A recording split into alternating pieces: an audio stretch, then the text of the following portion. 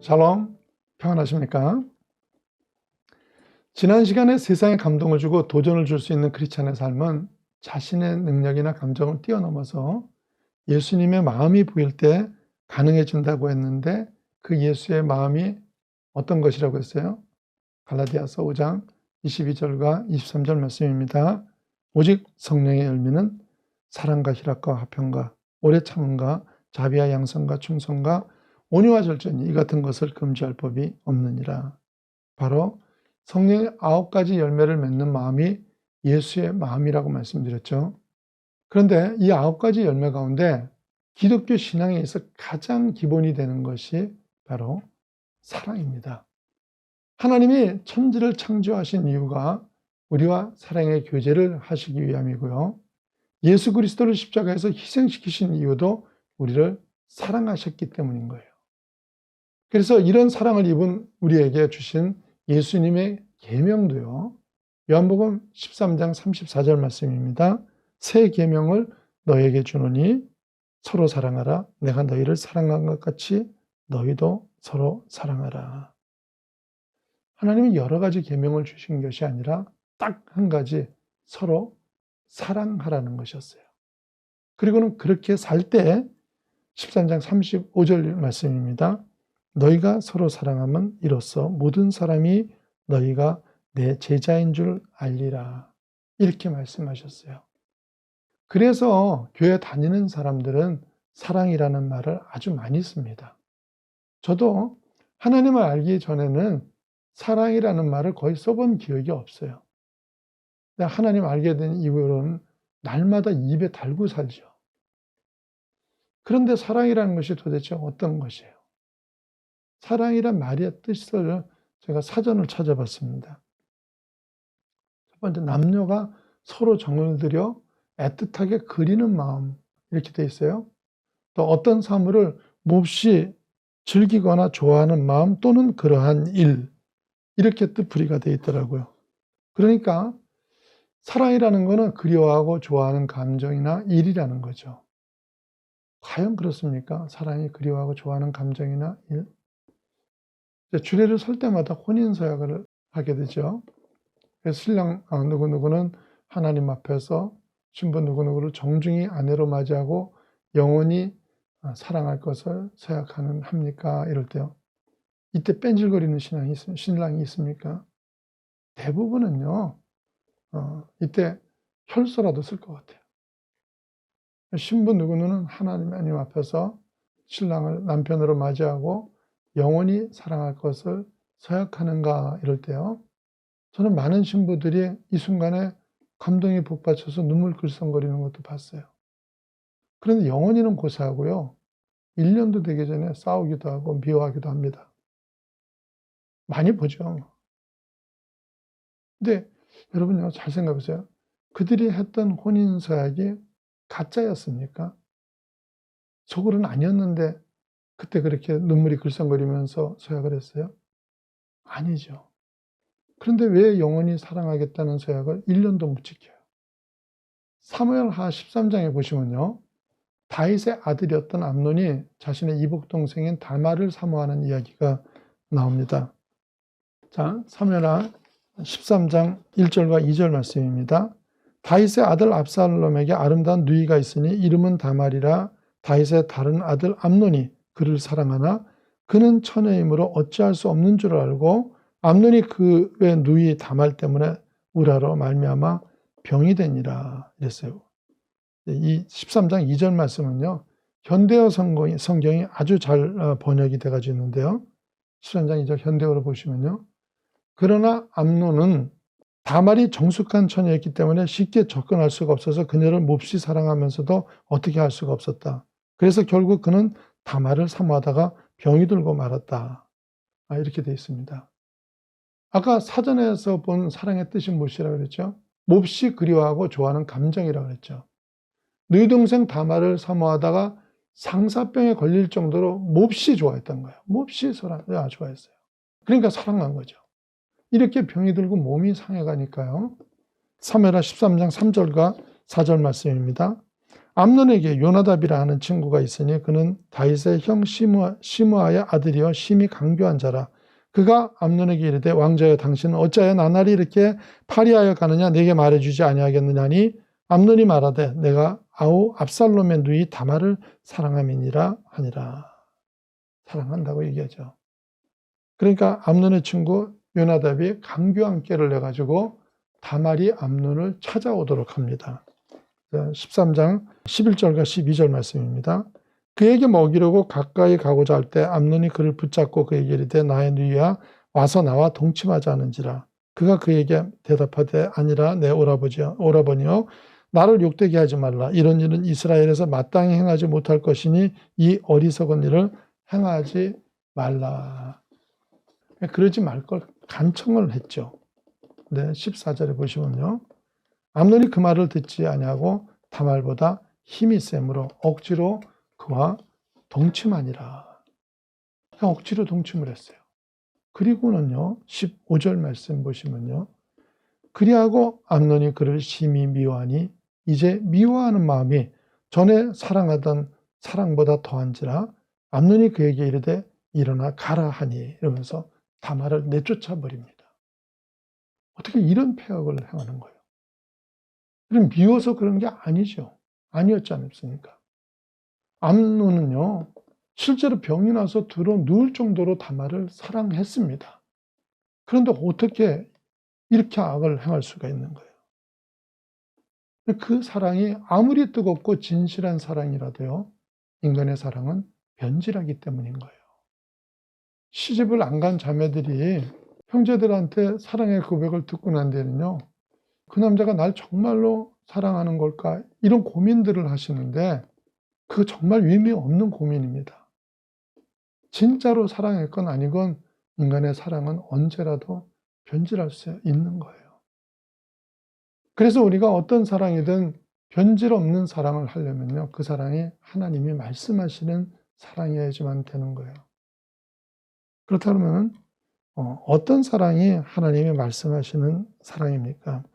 그 구체적인 내용을 가르쳐 주신 게 바로 사랑장이라고 부르는 고린도 13장입니다. 13장 가운데 하나님의 안에 있는 사랑을 가장 잘 나타내는 7절의 말씀을 통해 가지고 사랑의 속성을 알아보도록 하겠는데요. 고린도전서 13장 7절 말씀이 모든 것을 참으며 모든 것을 믿으며 모든 것을 바라며 모든 것을 견디느니라 그랬어요. 사랑은 불덩어리처럼 뜨겁고 전기총 맞은 것처럼 짜릿한 그런 게 아니에요. 모든 것을 참고 믿고 바라고 견딜 수 있는 거예요. 사람들이 일반적으로 생각하는 사랑하고는 달라도 너무 다르죠. 그런데 바로 이 차이 때문에 많은 사람들이 사랑에 실패하고 그러고는 당황하게 되는 거예요. 하나님 안에서의 사랑은요, 첫 번째가 모든 것을 참는다고 했는데 여기서 참는다는 단어는 헬라어로 스테고라는 단어인데요. 이건 무엇을 덮어준다는 뜻입니다. 그러니까 모든 것을 참는 사랑은 덮어주는 사랑인 거예요. 상대의 약점이 있음에도 불구하고 덮어주는 건데요. 예수님이 우리한테 이 사랑을 하신 거예요. 주님이 우리의 죄를 사하실 때 우리가 조금이라도 위로운 일을 할 때가 아니라 여전히 죄인이었고 주님을 외면하고 주님의 원수가 되어서 살고 있었어요. 하나님은 이런 우리를 묻지도 따지지도 않고 모든 허물과 죄를 그대로 덮어주신 겁니다. 그리고 우리한테도 그렇게 사랑하라고 하신 거죠. 그런데 이게 말이 쉽지 인간의 본성으로 되는 게 아니죠. 스스로를 한번 생각해 보세요. 어떤 사람의 허물을 발견했을 때 그걸 덮어줄 때가 많습니까? 아니면 염려하는 척 하면서요, 이 모양 저 모양으로 드러낼 때가 많으세요. 덮어줄 때 더 평안이 있다는 걸 알면서도요, 들추는 게 인간이에요. 그런데 하나님은 그걸 아주 싫어하세요. 그래서 노아의 허물을 들췄던 함이 저주를 받죠. 창세기 9장 25절 말씀이에요. 이에 이르되 가나안은 저주를 받아 그의 형제의 종들의 종이 되기를 원하노라 하고 이랬어요. 여러분요, 사실 함의 입장에서는 거짓말을 한 것도 아니고 과장을 한 것도 아니고요. 본 것을 있는 그대로 말한 겁니다. 그런데도 하나님은 실수한 노아보다도 들추고 다니는 함을 훨씬 더 미워하세요. 왜 그러세요? 왜 그걸 그렇게 강조하세요? 왜냐하면요, 세상에 허물이 없고 완전한 사람이 아무도 없기 때문에 그런 거예요. 우리들도 마찬가지예요. 허물이 있어도 한두 가지가 아니잖아요. 그런데 그런 허물을 덮어주지 못하고 모든 사람이 알고 있는 걸 그대로 다 떠들고 다닌다고 한번 생각해 보세요. 지옥이 따로 없어요. 거기가 바로 지옥이 돼요. 그래서 하나님은 허물 들추는 걸 그토록 막으시고요. 세상 곳곳에서 사랑은 허물을 덮는 것임을 강조하신 거예요. 자, 잠언서 17장 9절 말씀입니다. 허물을 덮어주는 자는 사랑을 구하는 자요, 그것을 거듭 말하는 자는 진한 것을 이간하는 자니라. 허물 덮는 게 뭐예요? 사랑하는 자고, 그걸 계속 떠드는 사람이 이간하는 사람이라는 거예요. 그러면서 베드로전서 4장 8절에 보시면 무엇보다 뜨겁게 서로 사랑할지니 사랑은 허다한 죄를 덮느니라 그랬어요. 그래서 우리를 덮어주는 사랑으로 사랑해 주신 예수님은 이제 우리가 그 사랑을 하기를 원하시는 거예요. 그래서 주님의 기대대로 덮어주는 사랑을 실천해서 은혜로운 삶을 사시기를 축원합니다.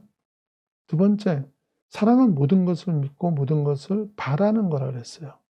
사랑은 믿어주고 기대하는 거라는 말이죠.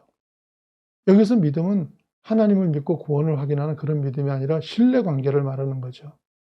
그래서 어떤 신학자가 이 말씀을 해석하면서 모든 것을 믿는다는 것은 이웃이 어떤 짓을 해도 무비판적으로 믿어준다는 말이 아니라 상대방이 실망스러운 행위를 했을지라도 근본적인 신뢰관계가 있다면은 그 신뢰관계를 깨트리지 않는다는 뜻이다. 이렇게 얘기했어요.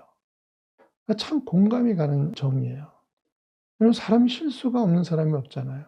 근데 정말 내가 그 사람을 사랑하거나 정말 그 사람을 신뢰한다면은 그러면 상대방의 어떤 실망스러운 행위 가지고 그 근본을 깨트리지 않는 거예요.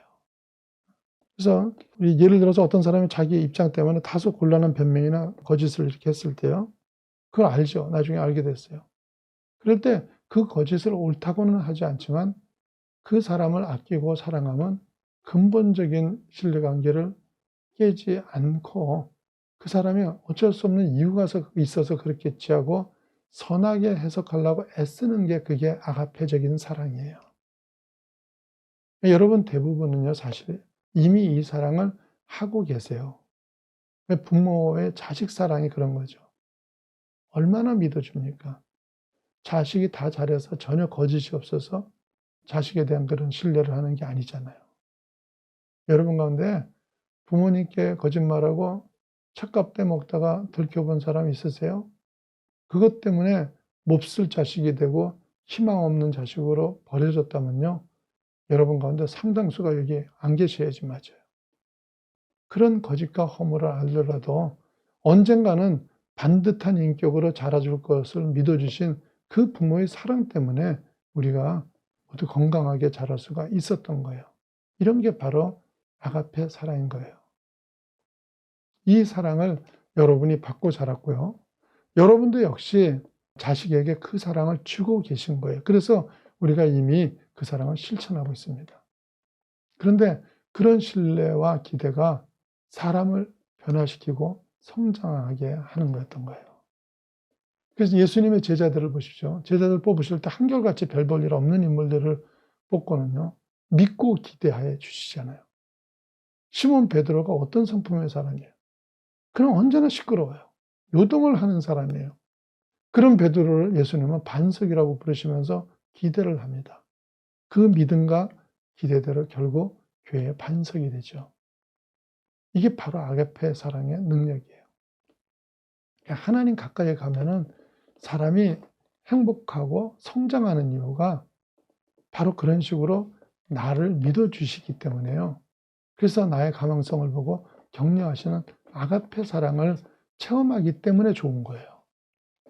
찬양 가사에서 있듯이요, 하나님께서는 언제나 나를 사랑의 눈으로 바라보시죠.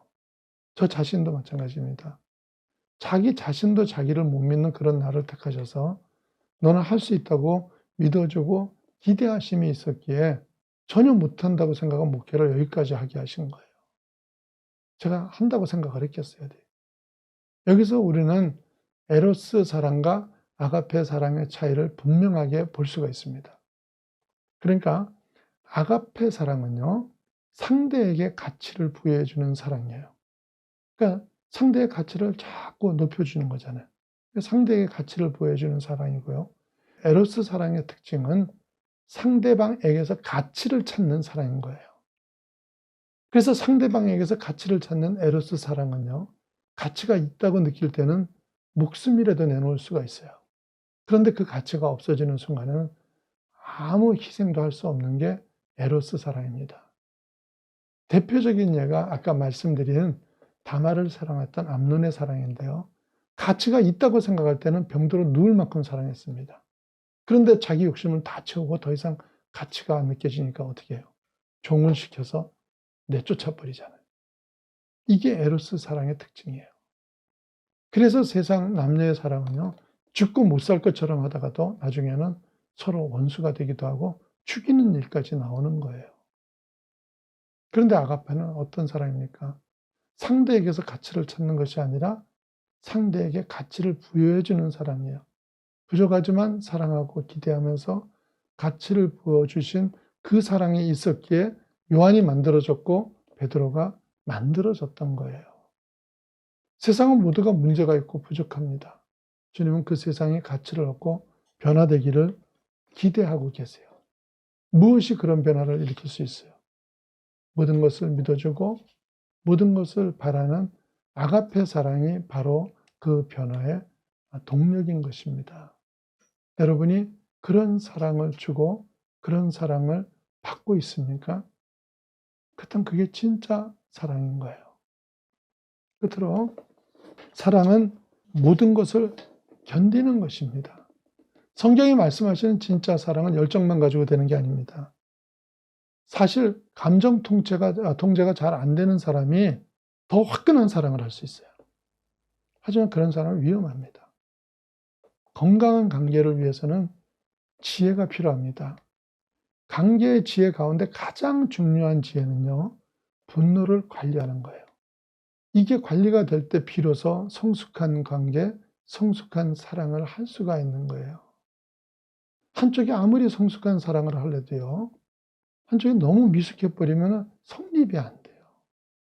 그래서 가끔 자기는 뒤끝이 없다면서 되는 대로 말하고 그걸로 인해서 소란을 일으키고 결국에는 자기가 고통당하는 사람들 보죠.